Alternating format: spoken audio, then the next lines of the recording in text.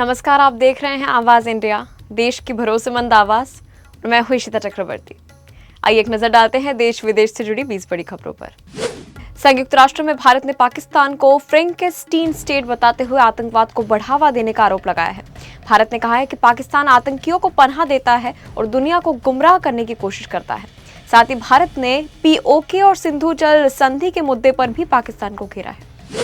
बांग्लादेश में भगवान राम की तस्वीर के कथित अपमान के विरोध में हिंदू संगठनों ने बड़े पैमाने पर प्रदर्शन किया है। प्रदर्शनकारियों ने दोषियों के खिलाफ सख्त कार्रवाई और धार्मिक अल्पसंख्यकों की सुरक्षा की मांग की है। इस मुद्दे को लेकर ढाका समेत कई इलाकों में विरोध प्रदर्शन और मशाल जुलूस निकाले गए हैं। ब्रिटेन में लंदन के पास बेडफोर्ड क्षेत्र में 2 ट्रेनों की टक्कर हो गई है, जिससे कई यात्री घायल हुए हैं। हादसे के बाद मौके पर आपातकालीन सेवा और राहत दलों को तैनात किया गया है। घायलों को अस्पताल पहुंचाया गया है, जबकि दुर्घटना के कारणों की जांच शुरू कर दी गई है। प्रधानमंत्री नरेंद्र मोदी ने स्लोवाकिया दौरे के दौरान वहां के राष्ट्रपति और संसद अध्यक्ष को बिहार की पारंपरिक मिठाई ठेकुआ भेंट दी। छठ महापर्व से जुड़ा ये ठेकुआ बिहार और झारखंड की सांस्कृतिक पहचान माना जाता है। पीएम मोदी के इस उपहार को भारतीय संस्कृति और स्थानीय विरासत को वैश्विक मंच पर पहुंचाने की पहल के तौर पर देखा जा रहा है। वित्त मंत्री निर्मला सीतारमण ने कहा कि पूर्वोत्तर भारत में देश का अगला ग्रोथ इंजन बनने की क्षमता है। उन्होंने कहा कि टिकाऊ कृषि, ऑर्गेनिक उत्पाद और पर्यावरण अनुकूल विकास के जरिए क्षेत्र देश की अर्थव्यवस्था को नई दिशा दे सकता है। सीतारमण ने कहा है कि विकसित भारत के लक्ष्य में पूर्वोत्तर की भूमिका बेहद अहम होगी। राहुल गांधी के 96वें जन्मदिन पर भाजपा ने उन पर निशाना साधते हुए प्रधानमंत्री बनने की संभावनाओं को खारिज कर दिया है। भाजपा प्रवक्ता सुधांशु त्रिवेदी ने कहा है कि राहुल गांधी को पीएम बनने की चर्चा फिजूल है और कांग्रेस अब भी पुरानी राजनीति में उलझी हुई है।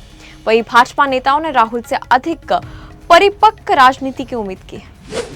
मॉनसून से पहले दिल्ली नगर निगम यानी एमएसडी ने डेंगू और मलेरिया की रोकथाम के लिए विशेष अभियान शुरू किया है।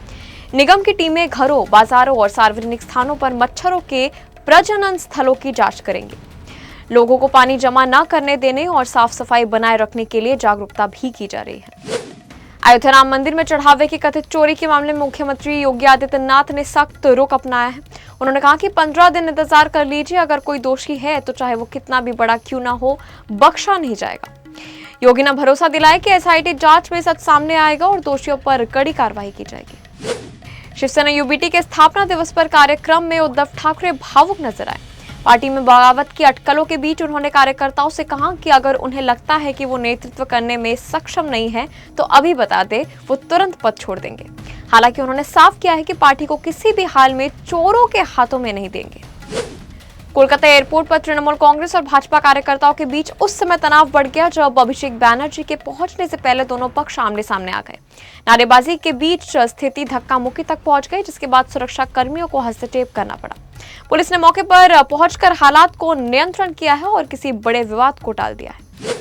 भारत के लिए बड़ी कूटनीतिक उपलब्धि हासिल हुई है। केंद्र सरकार के सचिव विवेक अग्रवाल को FATF यानी फाइनेंशियल एक्शन टास्क फोर्स का उप अध्यक्ष चुना गया है।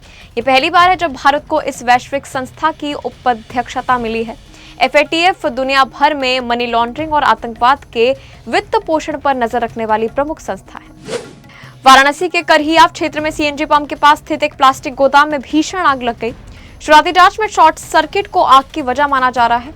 आग ने देखते ही देखते विकराल रूप ले लिया, जिसके बाद कई दमकल गाड़ियों ने घंटों की मशक्कत के बाद आग पर काबू पाया।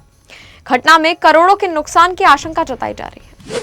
कर्नाटक सरकार अपनी चर्चित गारंटी योजनाओं में कुछ बदलाव करने की तैयारी कर रही है। उप मुख्यमंत्री DK शिव कुमार ने अधिकारियों के साथ बैठक कर योजनाओं की समीक्षा की और इनके बेहतर कार्रवाई की चर्चा की है। सरकार लाभार्थियों तक योजनाओं का फायदा अधिक प्रभावी ढंग से पहुंचाने के लिए संशोधन पर विचार कर रही है। चिंतन रिसर्च फाउंडेशन यानी CRF के स्थापना दिवस समारोह में उद्योग जगत, नीति विशेषज्ञों और नेताओं ने हिस्सा लिया। इस दौरान प्रणव अडानी और शशि थरूर ने भारत के भविष्य, नीति निर्माण और शोध संस्थानों की भूमिका पर चर्चा की। वक्ताओं ने विकसित भारत के लक्ष्यों को हासिल करने की थिंक टैंकों की अहम भूमिका पर जोर दिया। उत्तर प्रदेश के हरदोई में बेसिक शिक्षा विभाग में बड़ा घोटाला सामने आया है। 61 शिक्षकों की मूल प्रतावालियां गायब मिलने के बाद हड़कंप मच गया है। मामले में BSA डॉक्टर अजीत सिंह और एक पटल प्रभारी के खिलाफ FIR दर्ज की गई है। जांच टीम ने रिकॉर्ड रूम में अलमारियों और 2 कमरों को सील कर जांच शुरू कर दिया है। दिल्ली पुलिस ने महिलाओं की सुरक्षा और शिकायतों के वितरित निपटारे के लिए राजधानी का पहला पूर्ण महिला थाना शुरू किया है। ये थाना सब्जी मंडी क्षेत्र में स्थापित किया गया है, जहां सभी पुलिसकर्मी महिलाएं होंगी। अधिकारियों के अनुसार इससे महिलाओं को अपनी शिकायतें दर्ज कराने में अधिक सहजता और सुरक्षा का एहसास होगा। पटना के चर्चित कोचिंग विवाद में खान सर के मैनेजर और 2 बॉडीगार्ड्स की जमानत याचिका पर आज यानी 20 जून अदालत में सुनवाई होगी। इससे पहले कोर्ट ने खान सर की गिरफ्तारी पर अंतरिम रोक लगा दी थी। फायरिंग और हिस्सा से जुड़े इस मामले में पुलिस जांच जारी है और अदालत केस डायरी के आधार पर फैसला ले सकती है।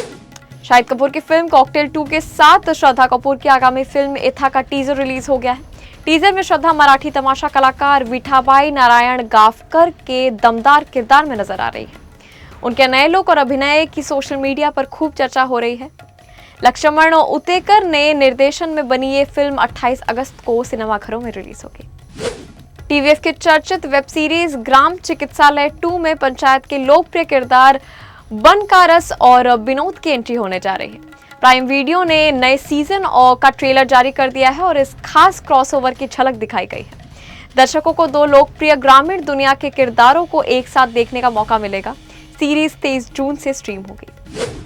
श्रीलंका के दिग्गज क्रिकेटर कुमार संगकारा एक बार फिर क्रिकेट मैदान पर नजर आए।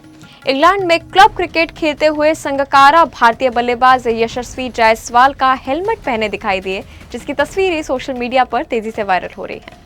फैंस ने इसे भारत श्रीलंका क्रिकेट रिश्तों की खास झलक बताया है। खबरों के सिलसिले में अब तक के लिए बस इतना ही। तब तक के लिए आप देखते रहिए आवाज इंडिया, सच्चाई की खोज।